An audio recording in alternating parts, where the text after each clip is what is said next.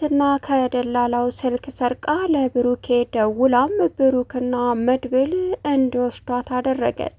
ትህትናን ጀግኖቹ መድብልና ብሩክ ከዛ ቤት አስወጥተው አምጥተው ከቤታቸው አስቀመጧት። በዚህን ሰዓት ዳጣ በትህትና ነፃ መውጣት ስትደሰት ዝና ዘው ብሎ እነ ብሩክ ቤት ሄደ። አሁን ላይ ትልቁ ጦርነትም ሀብሎ ተጀመረ። ዳጣ ዝናን በጣም ስለምትፈራው ከመቀመጫዋ ከቂጧ ብድግ ብላ አሸቅቧ መመልከት ጀመረች። በእርግጥ ዳጣ እንግዲህ እንዳልሞተች ለጠበቃው ነግሮት ነበር። ማነው የነገረህ ሲለውም ዳጣ ሲልም አሀ የሷ ልጅ ግን አለች በሕይወት አልሞተችም አለው። ለምን ትሞታለች አለች ሲልም መለሰለት።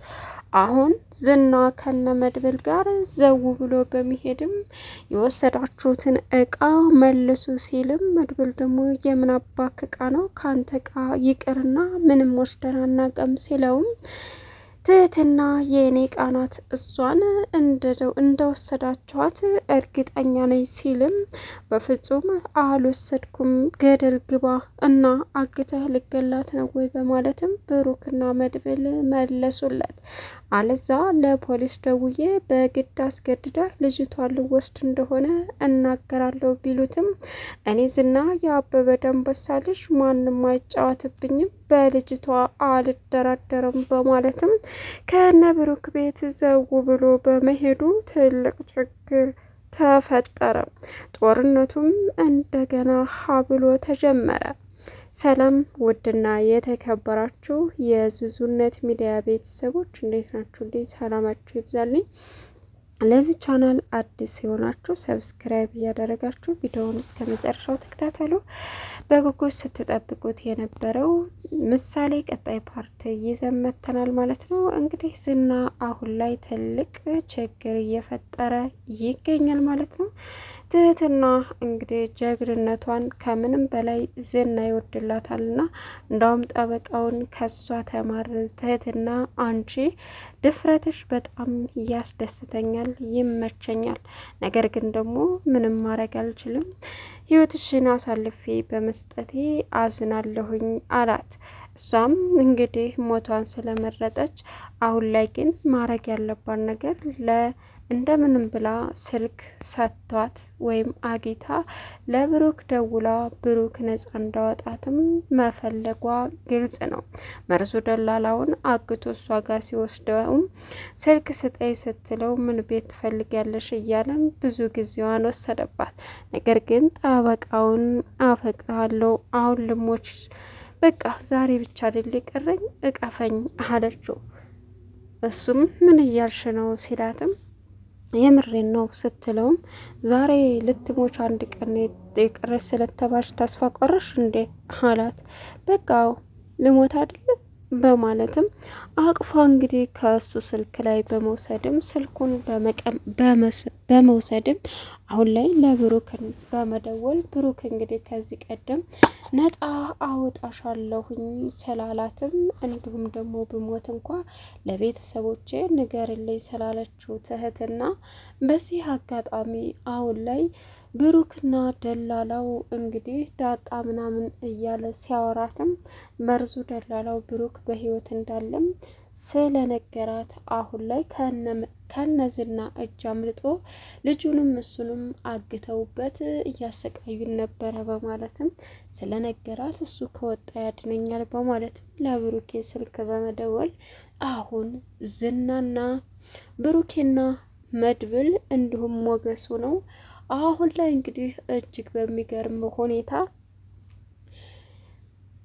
ወደ በሚያሳዝንና በሚገርመው ነገር ወደ ዝና ቤት በማምራትም ያለችበትን ቦታ በመጠቆምም አሁን ላይ ወደ ቤቱ እሱ ወጣ ባለበት ሰዓት እንግዲህ ትሁትና መታችሁ አድኑ፣ ሊገለኝ ነው ዛሬ መጨረሻ ነው በማለትም እነ ብሩኬ ዘው ብለው አውጥተው ወደ ቤታቸው ይዘዋት መጡ። በዚህን ሰዓት በደስታ ዳጣ ይገርማል የኔ ጀግኖች የኔ አንበሶች እያለች ስትደሰት፣ በእርግጥ ለሉላ ሄዳ ስልክ አያነሱልሽም፣ ምክንያቱም አዲስ ጦርነት ሊከፍቱ ነው፣ ነጻ ማውጣት ነብሳለች እያለ ነበር ቡራ። ስለዚህ ከዝና ቤት ሂደዋል ሲላትም በቃ እሱን መቼም ቢሆን እንትን ማለት አንችልም፣ ስለዚህ በቃ አለች። ይኸውልሽ ሉላ አሁን እኛ በቃ ለመተኮስ ጥይቱን መስጠት ብቻ ነው፣ እኛ ሴቶቹ ደፋርነን ነጻ እናወጣለን ብሎ የለ በቃ ሄደዋል። ስለዚህ ስልክ ብትደውይላቸውም አያነሱም አለቻት። ለነገሩ እውነትሽን ነው በቃ እሺ አለች።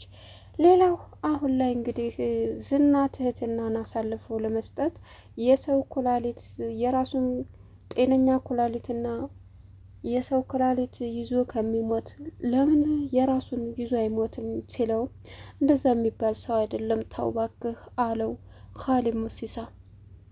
ልጅቷ በማንኛውም ሰዓት ትዘጋጅ ሲባልም ትህትና አሁን እንደማትድን ተረዳች። በዚህን ሰዓት አማራጯ ምን ነበረ? በጣም ይገርማልና ከደላላው ስልኩን ቀምታ ለነ ብሩኬ መደወል ስለነበረባት ደላላውን ማኑ ጠበቃውን አታላ እንግዲህ ስልኩን ላጣርጋ በመውሰድም ራሷን አተረፈች። ብሩክና መድብል ጀግናዎቹ ቀጥታ ወደ እሷ በመሄድም እጅግ በጣም በሚያስገርም ሁኔታ ከዝና እጅ ፈልቅቀው ቢያመጧትም ዝና ግን እነሱ እንደወሰዷት በደንብ ሲረዳም አሁን ላይ በጣም ስለተናደደም እንግዲህ ከነ ብሩኬ ቤት ዘው ብሎ ሲሄድ የዳጣ ድንጋጤ በቁሟ ሽንቷ ሊያመልጣት ነበር የደረሰው። ምክንያቱም ዝናን ስታየው በጣም ስለምትፈራውና ስለምትጨነቅ አማራጭ አልነበራትም። ብሩክና መድብል ቁጭ ብለህ እንደ ወንድ እንነጋገር፣ ይች ልጅ መቼም ቢሆን አትወስዳትም፣ የራት ተፈለክ ለሽማግሌው ሰውዬ ኩላሊቷን ልሰጡት ላላችሁት የራስህን መስጠት ትችላለህ። ከዛ ውጭ ግን በፍጹም ትህትና የምትባል ሴት ወስደህ ኩላሊት ለማንም ብስብስ ልትለግስ አትችልም በማለትም ዝናን መከራከር ጀመሩ።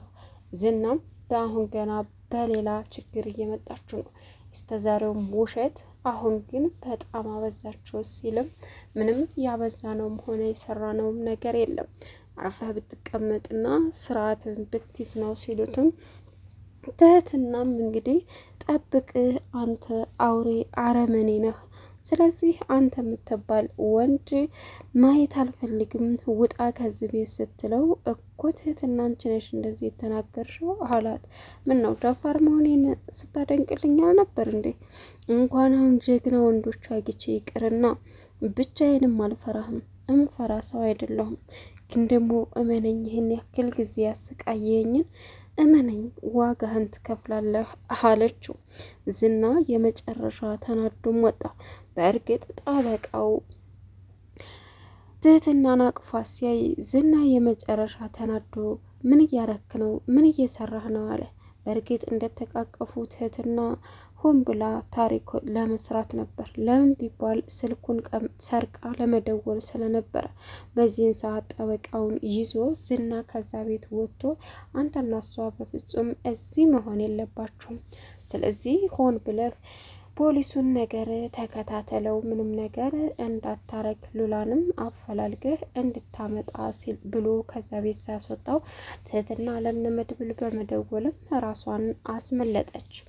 ሌላው አሁን ላይ እንግዲህ ምሳሌና ቅድስት የወደፊት እናትና ልጅነታቸውን ያጸደቁም ይገኛሉ።